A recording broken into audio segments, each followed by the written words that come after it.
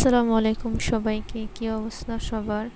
আমার আজকের এই ব্লগটা খুবই মিনি একটা ব্লগ হতে যাচ্ছে, কারণ আমি ফুলফিল করার আগেই আমার ফোনটা নষ্ট হয়ে যায়, যার জন্য আমি পুরো ভিডিওগুলো করতে পারিনি। তো সেদিন ছিল আমাদের খালা শাশুড়ির বাসায় সবার দাওয়াত। তো এই জন্য আমি রেডি হয়ে বের হয়ে গেছিলাম, অনেক রোদ ছিল, এই জন্য বাইরের দিকে তাকানো যাচ্ছিল না। তো আমরা সুন্দর করে আন্টির বাসায় চলে আসি। তো এখানে বাচ্চারা দাঁড়িয়েছিল আর আমাদের ডাকতেছিল।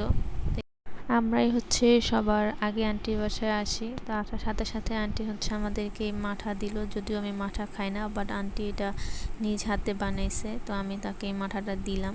তো সে খেয়ে বলল খুব মজা হয়েছে। তারপর কিছুক্ষণ পর সে খাওয়া দাওয়া করে নিল।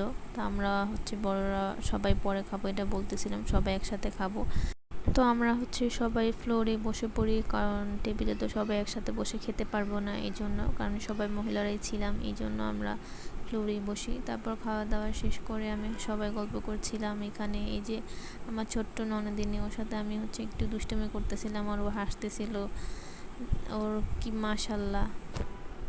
তারপর আমরা সবাই গল্প টল্প শেষ করে ছাদে যে আন্টিদের ছাদে অনেক অনেক গাছ, মানে কি বলবো আর, বাট আমি সবগুলো ভিডিও করার আগেই আমার ফোনটা খারাপ হয়ে যায়, যার জন্য আর ফুলফিল করতে পারিনি। আজকের ভিডিওটা এই পর্যন্তই।